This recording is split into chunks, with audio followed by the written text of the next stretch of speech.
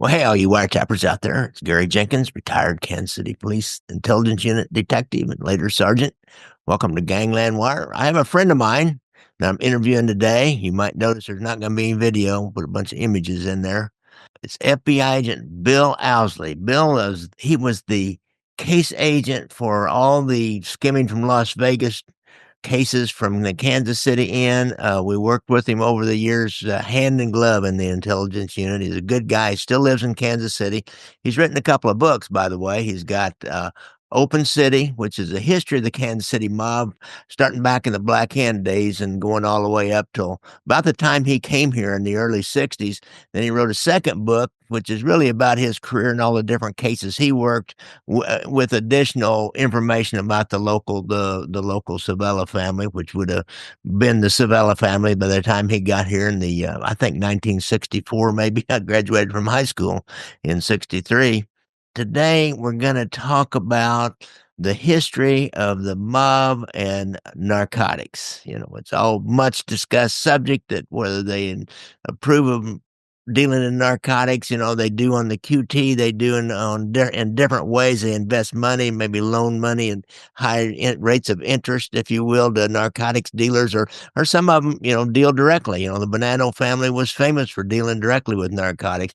Genovese went to jail for dealing in narcotics. So historically, Kansas City, I don't believe Nick Savella really, he did not approve of it. He didn't allow his guys to do it directly. There were some people that were indirectly involved in narcotics. Now, whether they kicked money up or whether they were using their own money or somebody else's money to invest in these narcotics operations, we never really found out. Those books I'll have links to them down below in the show notes, so you might want to get those if you want to know a lot more about the Kansas City crime family and his work here. And by the way, so many of those cases in that book, that the second book, Mobsters in Our Midst, I think I forgot to say the name of that, Mobsters in Our Midst. A lot of those cases, I'm reading the book when I first got it. It's like, well, hell, I was there. I did that. So I stirred up this little bit of information and which the Bureau then takes and runs with, which is what we do. Maybe they'll come to us and they'll hear about something and we'll go out and run surveillances and get license plate numbers and bring them back, and it'll help them make sense of what's going on, whatever the investigation ends up being. Today, now listen up, we're going to plumb the depth of Bill Ouseley's knowledge about the earliest days of narcotics and the laws that were developed and society's look at narcotics. It's a really, to me, it may be a little bit dry for you, but I think it's a really interesting conversation that I have with Bill. Thanks a lot, guys. With the end of Prohibition, they needed a new field. Yeah. Narcotics was now starting to become a big deal. It was not just the Chinese and the opium dens. So during Prohibition, mob didn't really pay much attention to it. They kind of kept their fingers in a little bit. Yeah, because Cork got arrested and this guy got arrested. And there were guys dabbling in it, but it wasn't the moneymaker that it became until the mob gets into it. Then they get in, and that's what the story is here. One of the earliest of these groups to put narcotics on a major business basis was the narcotics syndicate here. Kansas City narcotics syndicate. And the story of how they put it together, and then of course, in 1930, finally, they came to the conclusion the laws were good, but they needed to be enforced. Yeah. And in 1930, the Bureau of Narcotics was established. Anslinger came in. He was a tough guy. What interested me was not only the beginnings of so many of these Cosa Nostra families and how they started, and that's what I covered in Open City, the history of the beginnings of the Kansas City family. But as I went through that, what was very interesting to me on a sociological basis was how the mob continually followed and prospered as regulation came in. The greatest of those examples, Prohibition. They regulated liquor. Thousands and millions wanted liquor. Somebody had to provide it. And the mob was there, or was created during that period. I could go through sports, horse racing, boxing, and all sorts of areas that the government or the state decided to come in and regulate that particular activity. And then somebody had to fulfill the black market need because the customers don't just quit. Prohibition came in. If anything, it made more drunks. And so anyway, the one of the stories within the story is how this happened with the narcotics situation, and that maybe it wouldn't have been as big as it became if there had been more thought behind legislation, more enforcement, more dedication to eradicating the problem rather than just at the time suppressing it. You have to go back, and we're talking now about the Midwest and Kansas City. This has been duplicated in other areas. But keep in mind that my focus is on what happened in our area. Again, it's mirrored around the country. But in the 1800s, there was drug use in the 1800s. It was recreational. It was doctors prescribing these elixirs and opium-based medicines, leave people's problems. They were even treating addicts by just keeping them in supply. There was no regulation at that time, no government regulation. Most states didn't bother with it. And at that time, they sort of blamed the problem as it developed on the Chinese. Most of the opium coming in was coming in from China. The Chinese had the opium smoking dens and what have you, and it was a major situation at that time. But as with all of these vices, the time came when the public became concerned, and just like they were concerned with liquor, that led to the Prohibition. This happened with the drug use, which was unregulated. And the social workers and activists in the community started to raise the issue, and that led to the first regulation by the government of any substance, the Pure Food and Drug Act of 1908. So regulation began then, in a sense. Soon, states started jumping in with laws and regulations and what have you. What we need to also focus on, because of how this developed, is who were the pool of drug users at that time? They were the street people, thieves, pimps, whores, the police characters. This was not your corporate board. This was not cocaine up on Madison Avenue. And many, many women were addicted. There was a product called laudanum, which was an elixir, and it had opium in it. And they took it for various reasons. And if they couldn't get it, their doctor would prescribe it for them. In fact, the doctors continued to be an enormous supply of opium at that time. So you have to consider the character of the pool of users that was available. It wasn't a big deal, but with regulation, as it always happens, the criminal element starts to come in because as you suppress one thing, that need has to be fulfilled. And when it's things like alcohol or drugs or betting, sports betting, or wanting to go to the prize fights, and it's illegal, they'll make it legal. I'm kind of curious about the 1800s Midol, for women with menstrual cramps. Mm-hmm. You would think, when they did a little dose in between. But now, I always think of these early days of narcotics and why it even started regulating it as a crime rather than some kind of a medical problem, because that's kind of the deal today. Wait a minute, we're not doing so well regulating this as a crime. Maybe we should look at this as a medical problem. Back then, now part of it I always thought was because part of because what you said about it was criminals who already were wanting to take drugs and get high, and maybe use that as a substitute for alcohol. Either one will make you high, and only one of them, it smells on your breath, and you start stumbling around a lot worse than maybe if you're taking some kind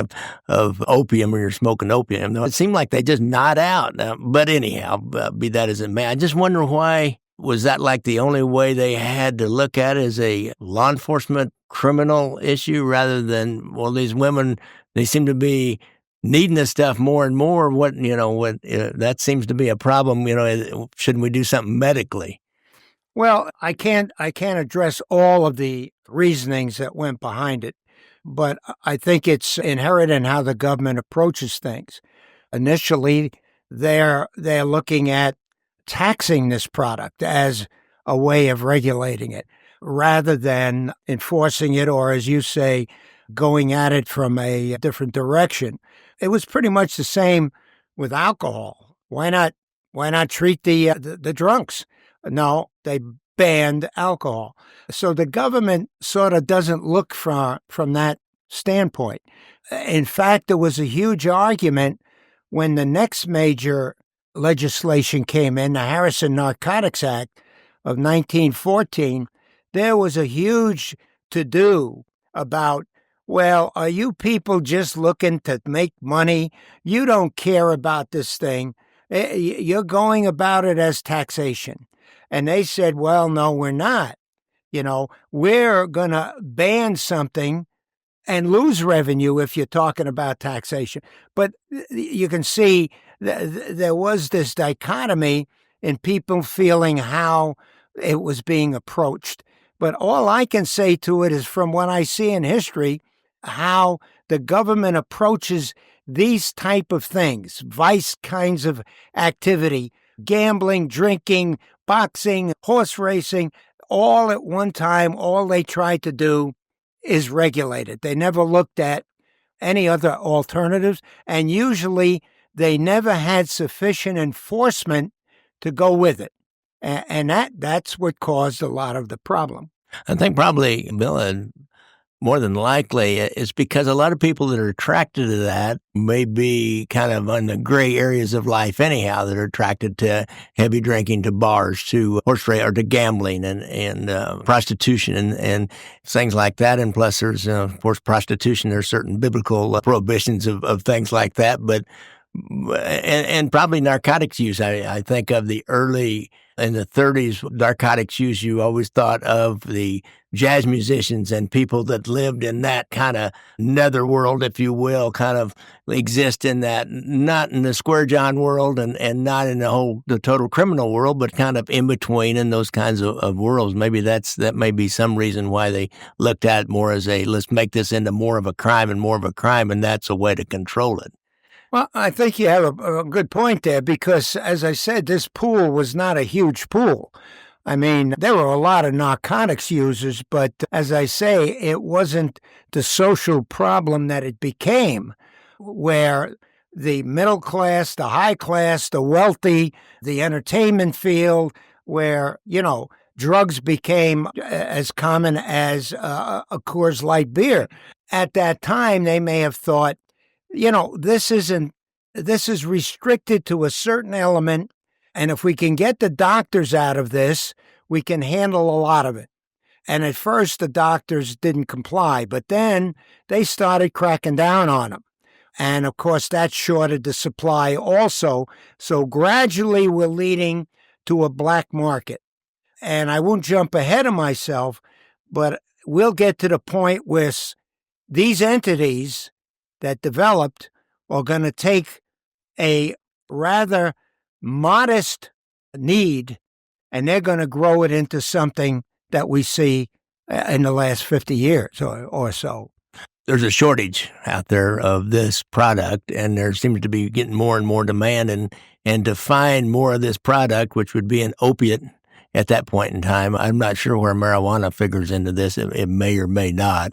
It comes later. And so it's an opiate, and we don't really seem to grow opium poppies. That's where they come from in the United States. So that's when they start reaching out overseas. And that's when and this is a point in time when the Black Hand is setting up in your various eastern to middle west cities, which were criminal organizations with ties directly back to the Mediterranean area. And best I can tell, I know they grow a lot of poppies in Turkey and around in the Middle East. So, and they have these natural old ties, trade routes, if you will, from Sicily back into Turkey and Lebanon and around the Middle East. Is that kind of how it, would that be the genesis then of the organization of this, this product and creating a supply and bringing the supply in and then finding the customers? Well, as this situation we talked about, we're talking about the turn of the century, the early 1900s. The Cosa Nostra doesn't exist. The Black Hand is really not coordinated or organized. They're establishing themselves, trying to get a foothold, but they're pretty much relegated to the Little Italys of the city. They can get drugs from their friends who in Italy and all that, but they're not of the ilk yet to establish really big labs over there and transporting it. And this is still the embryo stage. Now they're supplying a little bit of drugs to this small pool of ne'er-do-wells. It isn't even a big population of users yet. And then before they can really maybe organize, if they're thinking about drugs, Prohibition comes along. Well, now they're diverted in their interest to something way bigger than narcotics. Your pool of people who want to drink and all of the sidelights that go with alcohol was enormous. It was an enormous potential. And the mob, pretty much around the country, focused their attention on Prohibition. So in this early stage, historically, the Jews in New York and other places, some of the other ethnic groups that were, they did most of the narcotics. The Italian Sicilian faction wasn't fully developed yet. Our family didn't develop until Prohibition, when all of the Black Hand groups came together. And they're pretty well focused on liquor, and it's huge. It's huge. In fact, the international lines of communication established through Prohibition would be used later for drugs. So at this era, it's not a big thing yet. They're dabble in it. Some of our characters who were attached to the family were arrested for narcotics. There weren't big sentences. Most of them did maybe a year, if anything. And so there wasn't any suppression of it, really. So in this early era, the narcotics trade, at least in this part of the world here, and in many other areas, was relegated to, as I say, the Jewish criminal organizations, Irish criminal organizations, and the Italians would come in later. So this is, we're going 1933, 34 is kind of the Prohibition is winding down. When did it end? I can't remember. 1933. Let's see. It went from 20 to 33. 33. Okay, that's what I thought. So it's winding down. That's got to be a huge loss of money because I mean they could turn their speakeasies into legitimate clubs. I understand that. But you can't make near as much money off of a barrel of beer or a carton and a case of whiskey as you could before. So and I always thought of them moving more into gambling at that time, maybe even little bit of continuing with some organized prostitution because it was more susceptible. Prostitution is not susceptible to organization today, but back then it was more susceptible to organization. And I always thought of that, but they moved into narcotics and particularly, what would be an example of how that would work here in Kansas City, because it would be representative in Kansas City as in every other Chicago and New York and probably Tampa and all them, New Orleans, all the cities that had a major family would have worked the same way.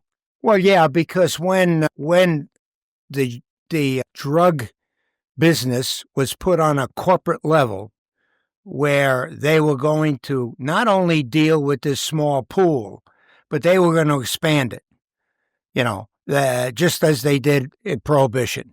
If there were 12 bars on Main Street, they put in 40. That when they get into something, it isn't just to supply some demand, take over where someone else left off. The Cosa Nostra is like Walmart. They are going to promote their products. As you said, gambling was one of the things that they saw on the horizon. They knew the wind was in the wind that Prohibition was going to be ending. It had done its deal. The people didn't want it anymore. And so they were aware of this. In fact, they were supposed to have had a major meeting in Atlantic City in the 30s to determine where are we going to go from here. And so gambling was one of the areas they said, okay. And then we saw the plush clubs, the carpet joints, the bookie operations, the racetracks that they got into. They went in full blast. But there's always enough people to go into other directions. And one of the other directions they saw as a moneymaker and has had great potential was the narcotics industry. So and let me back up just a minute here before we get into that era. One of the main historical events of that era was in 1930. They established the Bureau of Narcotics. The Federal Bureau of Narcotics was established, and it was to enforce the Harrison Act from 1914. As I say, it had not been enforced to any great degree. That was typical of the government. They didn't correlate law with enforcement. The regulation created a black market. The drug situation wasn't changing that much, but it was still small in relatively to Prohibition. The narcotics agents, prior to that, the Harrison Act was updated, and they banned all importation of heroin, and no use at all, no medical use. It just, you couldn't bring it in, but it was coming in. So Henry Anslinger, the first director, he dispatched his people to Europe to find the sources of this drug and how it was getting here. And what's important about that, their early investigations abroad provided the intelligence of this blossoming criminal organization that would later become Cosa Nostra. They were the first and only bureau in the federal government to cry out that this syndicate exists here. Okay, by 1932, Cosa Nostra had consolidated. So we had that situation of at least one federal agency was seeing the writing on the wall. Nobody followed suit. One of the things that happened, Anslinger, when he took over, he was a very, very forceful director. He took this seriously. They were the first to start using, on a broad scale against the narcotics organization, informants, undercover people, all of that kind of stuff, which was not very well used in that era. But he was the one who said, anyone that has heroin, is guilty. So I think that's where we came to the user being included. He wanted it that strong. This is Harry J. Anslinger, Commissioner of the Federal Bureau of Narcotics. Treasury Department intends to pursue a relentless warfare against the despicable, dope-peddling vulture who preys on the weakness of his fellow man. And he was also the one who lobbied and resulted in the first Marijuana Act, which was like 1938 or so, and because he saw all drugs as evil and had to be addressed. So the protocol of what's heroin, what's this, how they do it, pretty much was something I don't know how exactly they labelized all these drugs, but they didn't want any of them. It is probably as Harry Anslinger decided this is heroin and this is marijuana and this is illegal. And well, you know, they had been exempting many of the medical facilities, even some of the major producers that supplied the hospital. They had made exceptions for some of these people. In fact, you know, they made the exception for the doctors back then, but they had restricted them. And of course, where there's money to be involved, the doctors continued to put out prescriptions like we have today. You know, it was similar to the opioid situation today where, you know, pharmacies are in a town of 200 are filling 6,000 prescriptions for an opiate. And the major drug people today are sending 100,000 units to a city of 10,000. You know, and they say, well, we don't know anything about it. It was the same thing here. The doctors, don't you do that? Well, of course, so-and-so gets a prescription. Well, finally, they really started monitoring them. You know, with the drug people, they came in and they had to have records and what have you. And they sent doctors to jail. And that's the best deterrent for a doctor. I guess it's a little bit like during Prohibition, you could go to a doctor or a pharmacist and get medical whiskey. You can get a bottle of whiskey that was prescribed for you. Yeah, well, they could if it's only a teaspoonful with some lemon and honey. It's a connect the dots kind of thing. We do this, they do that. We have to approach that, and then they do this. And so many times that could have been prevented if the ramifications and fallout of my legislation, when I propose this, the fallout should be considered. You know, during our time, Gary, you may remember, Kansas promoted a bingo law. Oh, yeah, sure. And it had to go through a VFW or that type of club. They had to apply for the license. Well, there was no regulation to go with it. They had maybe one guy for the entire state or something. So the mob went in and created a group that was, I can't think of the word now. It was like a straw group. It was like a nonprofit straw group. I remember when they did that and then set up a bingo game. Yeah. And you looked at the board of directors of that nonprofit that was supposed to be taking that money and doing some kind of good with it. And it was all these different mob wives and in-laws and stuff like that. So, you know, this has been a historical problem with legislation. Maybe sometimes there's nothing you could do, but I think a good example for our community here is when Missouri legalized the casinos. Yeah. They used all of the intelligence and information and documentation from the Vegas cases that were broken, from the intelligence they hired the right commission. My former boss, Bill Quinn, was put on the commission, and I knew he'd be honest to the day is long, and they have not had a big problem. No, not at all. So they did the right thing. Legislation combined with a consideration of the fallout and the unintended consequences. And you realize that when there's a lot of money to be made, that you need to really vet the people who are in control of these things. And they didn't really do that very well in the 30s. The politicians were a little bit shady already, and so they just did not do that at all. In the 30s. mean, if you're that's what Anslinger and the Bureau of Narcotics said about doing. They were going to try to cut off the trade routes to find out where it was going, how it was going, who was involved. Of course, by this time, as they get into the 40s and all, they're starting to put together the French connection, how the labs were in Marseille. They were hiding the drugs in various packages. or whatever, cars and boxes and pottery and whatever you could think of. And then later the Sicilian Mafia, as they increased, they had their labs, they had their trade routes. So that's what they were trying to develop.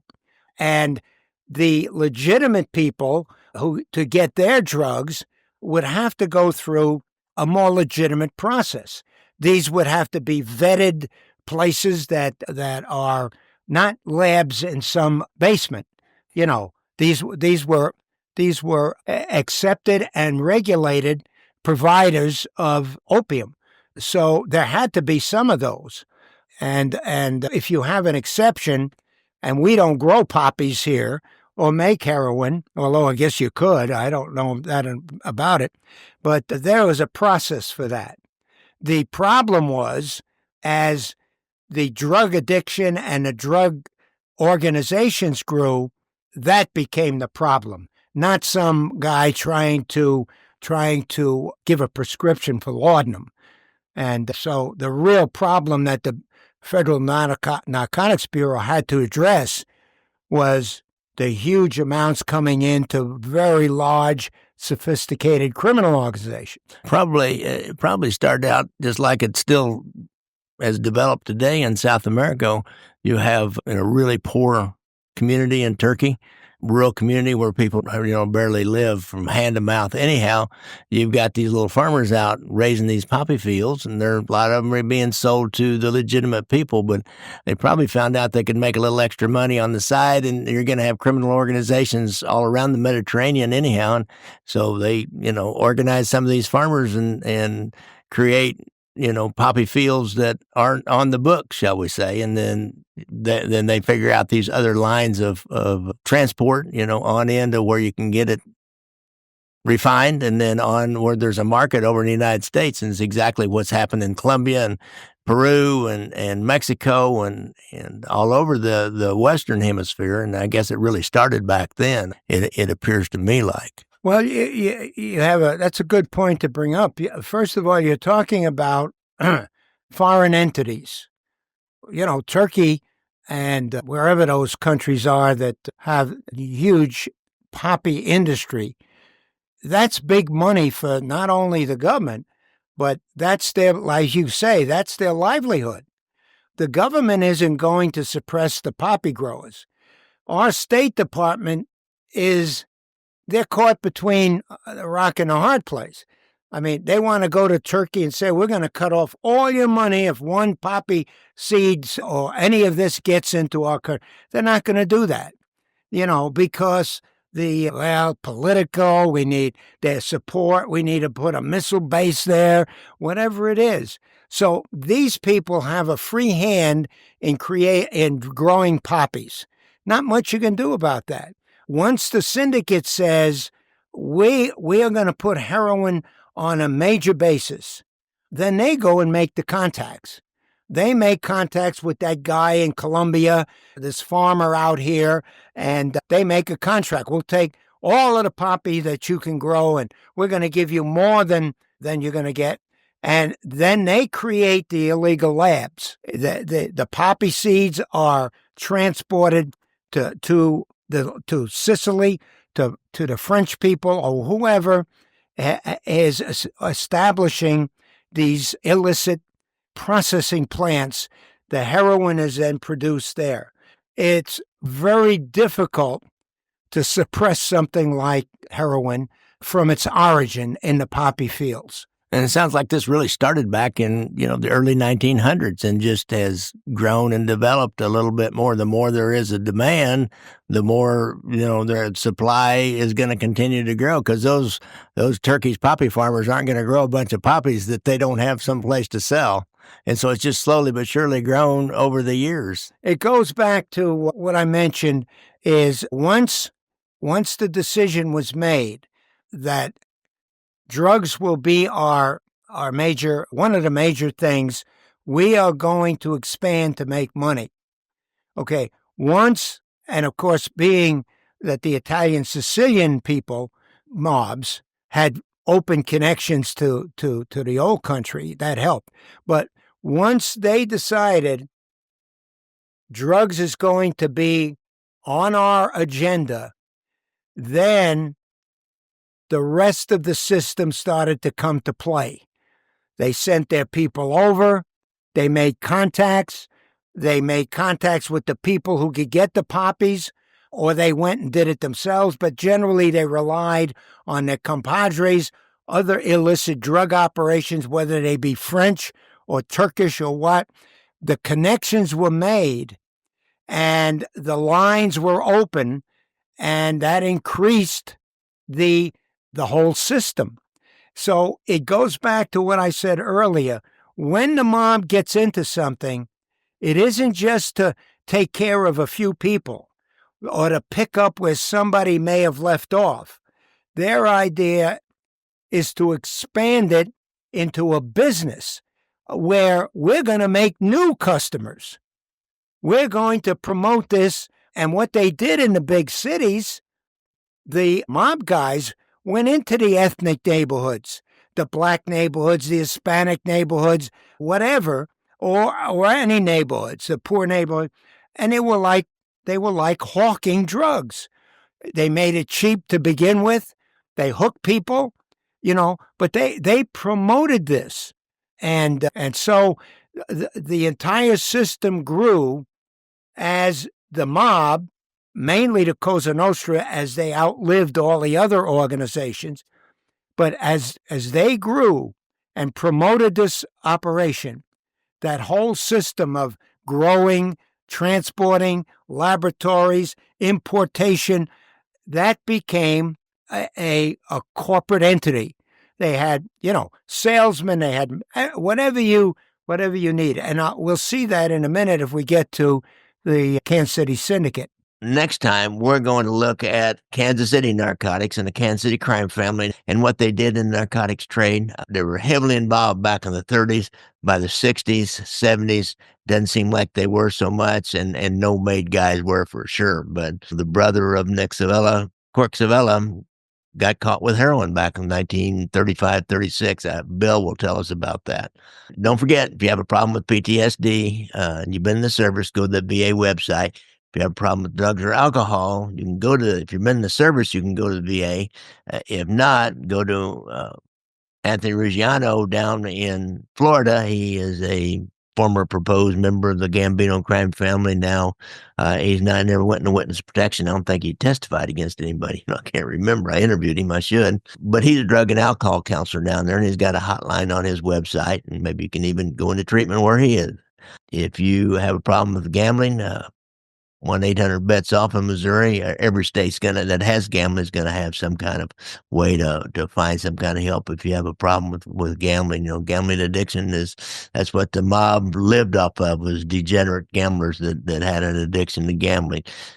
Get that loan shark money out there, and man, you're on the hook. You're their slave for the rest of your life. So just keep that in mind. And you start making all these bets, and you're losing money on these prop bets on the apps and all that. And it's just not for me. And I've got good friends that do that. But it's just if you do have a problem with it, I'm just saying there is a way out. So thanks a lot, guys. Don't forget, I like to ride motorcycles. I forgot to say that. And you guys out there in your big old F-150s, watch out for us. Next episode, we're going to talk about the Kansas City crime family and heroin. Thanks, guys. Thanks, guys. Thanks, guys. Thanks, guys.